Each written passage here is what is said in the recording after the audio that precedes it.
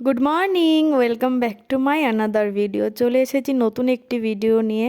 ঘুম থেকে উঠেই আজকের ভিডিওটা স্টার্ট করলাম। আর তোমরা কিছু নোটিস করতে পারছো আমার ফেসে কতগুলো পিম্পল বেরিয়েছে দেখো। আমি জানি না কেন কোনো অকেশন আসলে আমার ফেসে পিম্পল বেরোবেই। দুর্গা পূজা হোক, সরস্বতী পুজো হোক, কালী পুজো হোক, কোনো বিয়েবাড়ি যাওয়ার আগে। আমি জানি না এটা কেন হয়। তো যাই হোক, ঘুম থেকে উঠেই যেটা আমার প্রথম ডিউটি সেটা হচ্ছে বিছানা ওঠানো। আর এই কাজটা করতে আমার কোনোদিনই বোরিং লাগে না। কালকে অনেক রাত অবধি বই দেখায়, আজকে ঘুম থেকে উঠতে অনেকটাই লেট হয়ে গেছে।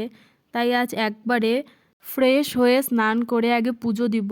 আমার বিছানা ওঠানো এদিকে ডান, আর আমি এখন যাব স্নানে। স্নান করে চলে এসেছি। ফেসে ইউজ করছি অ্যালোভেরা জেল।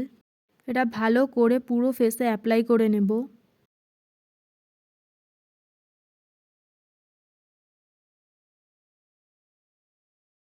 এতদিন রৌদ্র না ওঠায় ভালো করে শ্যাম্পু করাই হচ্ছিল না। আজ ভালো করে শ্যাম্পু করে নিয়েছি। আজ একটু কুয়াশাটা কম, ভালো করে রৌদ্র উঠেছে।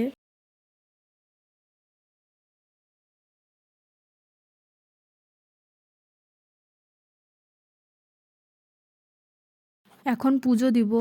যাব এখন ছাদে ফুল আনতে। দেখা যাক ছাদে কটা ফুল ফুটেছে।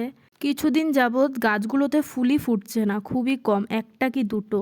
আজ দেখা যাক কটা ফুটেছে।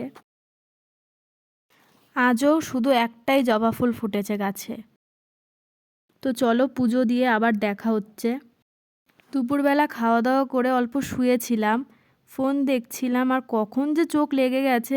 মাও ডাকেনি, আর ঘুম ভেঙেছে 6টার দিকে। ঘুম থেকে উঠে মাথাটা এত ব্যথা করছিল। তারপর আমি চা বানিয়ে নিই। আর এই দেখো, এটা হচ্ছে আমাদের বাড়ির সবথেকে ছোট এবং আদরের আমাদের জেরি।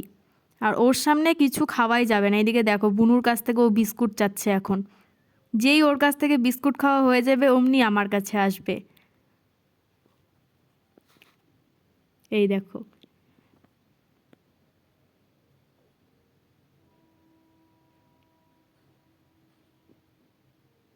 এই কারণেই আমরা ওকে আরও বেশি ভালোবাসি।